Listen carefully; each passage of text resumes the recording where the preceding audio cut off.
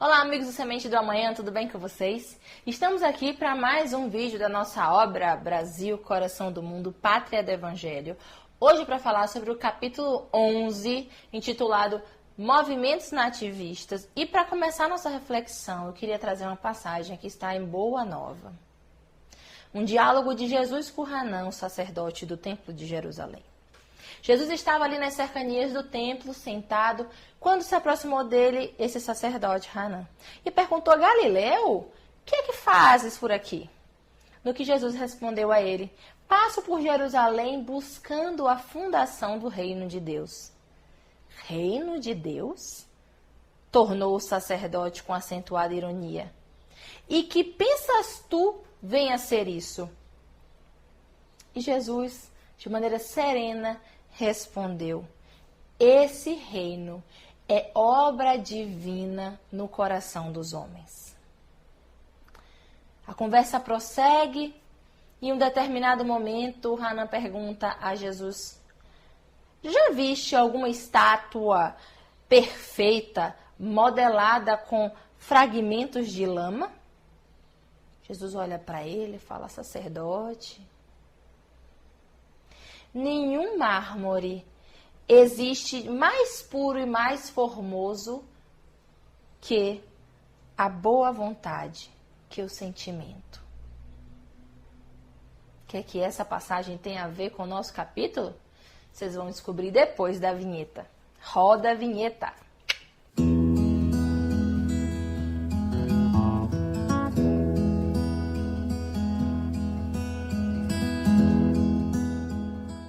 Meus amigos, vamos descobrir o que essa passagem de Boa Nova e outras passagens do Evangelho tem a ver com esse capítulo. Bom, recapitulando, como nós sempre fazemos, esse momento da narrativa, a gente está ali no século XVII para o século XVIII, e nós vamos ter ali aquela expansão das bandeiras, que nós já falamos no capítulo anterior. Acontece que com o avançar das bandeiras, as minas são descobertas, o ouro vira aquele grande boom, né, para o Brasil. Portugal passa a explorar o nosso ouro, depois se descobre o diamante, e aí nós vamos ter grande movimento migratório aqui no país. Todo mundo querendo se lançar nesses sertões das minas, nessa terra desconhecida, na busca do ouro. Acontece que foram buscar o ouro, e muitas das vezes, diz Humberto de Campos, encontraram aflição, angústia e morte. É verdade, meus amigos. Muitas emboscadas eram feitas nesse momento. Muitas pessoas pensavam: não podemos permitir que tantas pessoas se desloquem para cá. Então, muitas cidades foram erguidas, mas à custa de muito sangue e de muita morte. É interessante perceber que nesse auge do ciclo aurífero no Brasil, que a coroa portuguesa está ostentando o nosso ouro lá na Europa, aqui começam a acontecer os movimentos nativistas, que alguns chamam de revoltas nativistas, que sobretudo as mais famosas aconteceram no Maranhão, né, de Beckman, aconteceu em Minas, aconteceu em Pernambuco, na Bahia.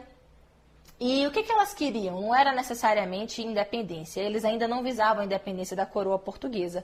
Eles buscavam que existisse uma relação comercial mais favorável. Porque a única coisa que se tinha era exploração pela coroa portuguesa, seja levando embora os nossos minérios, quanto também nas relações de comércio, um monopólio do comércio, um abuso na alta de impostos, na alta dos preços dos produtos. Isso tudo gerava muita insatisfação, porque os colonos brasileiros ficavam a ver navios, numa relação muito desfavorável. Então, acontecem esses movimentos, e segundo a obra, inspirados por Ismael, né, de forma a conseguir trazer algum tipo de equilíbrio nas relações. Acontece que esses movimentos eles foram reprimidos com muita violência pela coroa portuguesa, e enquanto isso tudo acontecia no Brasil, em Portugal, quem era o rei? Dom João V, o Magnânimo. O Magnânimo. Esse cara, gente, era um rei, assim, super gastador, ambiciosíssimo, tá? Que simplesmente não olhava para o seu povo, não olhava para as necessidades do seu povo e gastava. Via que tinha ouro, o Brasil estava assim super famoso na Europa, como uma grande fonte de riqueza, e ele só fazia gastar. Então, essa ambição dele, esse egoísmo dele, trouxe muita insatisfação. Humberto chega a dizer que ele, ao invés de investir esse dinheiro, né, em progresso, tanto para Portugal quanto para o Brasil, no sentido de investir em conhecimento, investir em indústria, em agricultura, enfim, né, de multiplicar a riqueza, olha a parábola dos talentos. Não, ele enterrou essa riqueza. Na verdade, ele gastou, ele torrou e investiu em igreja, muitas igrejas, porque o clero, né, grande aliado da coroa, naquele momento então. E aí é como se fosse uma grande barganha com Deus. É como se ele quisesse arrombar as portas do céu com esse ouro extraído do Brasil. Então, essa é uma reflexão que Humberto de Campos faz. E nesse meio tempo ainda vai acontecer no Brasil invasão dos corsários franceses. É verdade, 2 tentativas.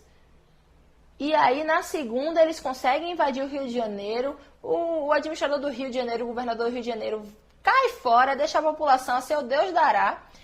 O corsário francês invade, a tropa francesa invade o Rio, saqueia todo mundo, leva milhões e ninguém faz nada. E ainda cobra resgate. E aí, é isso que dá a cegueira da ambição. A nossa reflexão desse capítulo basicamente se relaciona a isso. O homem cego pelas riquezas materiais, vivendo para o seu próprio egoísmo, cometendo todo tipo de excesso, esquece do outro. Não olha para o outro. Não é à toa que no Evangelho está lá escrito que o orgulho, a vaidade e o egoísmo são os grandes vícios, motivos de queda de todos nós ao longo desses tempos todos que nós viemos reencarnando aqui. E aí a gente se pergunta, ora, a pátria do Evangelho, e onde está o Evangelho? Esquecido. Esquecido. Nesse momento, a ganância cega o homem. Não existe reino dos céus, não existe reino de Deus. Coração, sentimento, não. Só esse sentimento da ambição. Só essa vontade que alimenta e move tudo. Essa ganância que gera esse egoísmo todo. E a gente pensa quanto tempo nós, enquanto humanidade, nós buscamos apenas essas glórias efêmeras. E até hoje, quantos pautam a sua própria existência somente para as aquisições materiais? E você pode me perguntar assim, mas Deus condena a riqueza? Não, ele não condena. Mas existe uma passagem de Mateus, que também é trabalhada em O Evangelho segundo o Espiritismo, e que nós trazemos aqui para essa reflexão, que é a seguinte: não ajunteis tesouros na terra, onde a traça e a ferrugem consomem e os ladrões roubam. Ajunteis nos céus, onde nem a traça nem a ferrugem consomem, nem os ladrões roubam. Porque onde está o teu tesouro, aí estará o teu coração. Ora, na conversa com Hanan, Jesus diz que o reino é obra divina no coração dos homens. Aqui nós temos a passagem que diz que onde está o teu tesouro, aí estará o teu coração. Ora, gente, o coração, então, é esse grande elemento que dá o tom da nossa vida. Se nós trabalhamos esse sentimento, esse coração, nós temos ali a possibilidade da edificação do reino dos céus. E nessa passagem de Mateus, se seguirmos mais um pouquinho nessa narrativa, nós vamos ter lá, ainda em Mateus, o prosseguimento dessa passagem que diz: a candeia do corpo são os olhos. Se os olhos forem bons, o corpo está em luz. O corpo terá luz. Mas se os olhos forem tenebrosos, o corpo será tenebroso. Se, portanto, a luz que há em ti é tenebrosa, quanta sombra há? E ele segue dizendo, porque não se pode servir a dois deuses. E nós temos também o Evangelho segundo o Espiritismo, não se pode servir a Deus e a Mamon. Quando nós alimentamos um, temos uma tendência a esquecer do outro. Quando estamos cegos pela ganância, pelo orgulho, pela vaidade, pela ambição, nós pautamos toda a nossa existência nesse sentido. Então, o nosso tesouro está nessas buscas materiais. É o tesouro material. Mas se os nossos olhos forem bons, se o nosso coração estiver repleto de luz, o nosso corpo estiver envolto dessa luz, ou seja, nós estivermos direcionando a nossa existência para o bem, aí sim estaremos edificando o reino dos céus. Porque, gente, estamos na matéria, precisamos viver na matéria, consumir as coisas. Mas o excesso e a riqueza que nos deixa não enxergar mais o outro, porque o dinheiro, dizem muitos, e é verdade, é uma energia neutra. O que nós fazemos dele é que é a questão. Então, quantos usam o seu dinheiro para a caridade? Está lá no Evangelho, Deus sabe das suas necessidades. Quando ele fala naquela passagem, olhai os pássaros, olhai os lírios do campo. Né? Porque vai se preocupar com o que comer, com o que vestir, se Deus prover. Não está dizendo que não é para executar a lei do trabalho, não. Mas é para saber que através do trabalho você será amparado.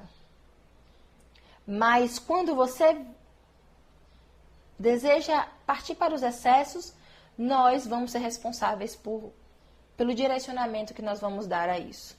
E nesse caso, nessa passagem aqui, não foi legal, não foi bom. A ambição gerou somente morte, derramamento de sangue, muita violência e esquecimento total do Evangelho do Cristo. Da caridade, do bem, do outro, de todos juntos construirmos uma sociedade melhor. Não, ali cada um estava olhando para o seu próprio umbigo e vendo quem enriquece mais. Olha só como uma passagem de um capítulo de uma obra pode nos trazer tantas claridades e reflexões. Pontes com o Evangelho. O que é que você faz com os talentos que Deus te dá? Você enterra ou você multiplica?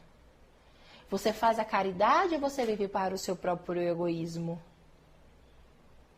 Naquele momento, nós ali, que estávamos encarnados no Brasil, e em outros lugares do mundo também, que sofriam com as questões do orgulho, da vaidade, estávamos apenas servindo a Mamon. É possível haver um equilíbrio? É possível se trabalhar, se buscar ter uma condição de vida melhor, mais confortável, mas não esquecer das nossas responsabilidades enquanto seres aqui que estão compromissados com o seu progresso moral. Precisamos alinhar a nossa conduta com o Evangelho. Se ganhamos muito, que possamos também fazer a caridade. Se ganhamos pouco, que façamos a caridade moral. Mas que nunca nos afastemos da vivência do Evangelho pela cegueira do orgulho e do egoísmo, da vaidade desenfreada e da ambição e da ganância. Esses aí só são motivos de queda para nós. Que essa reflexão fique e eu aguardo vocês no nosso próximo vídeo. Um grande beijo e até mais!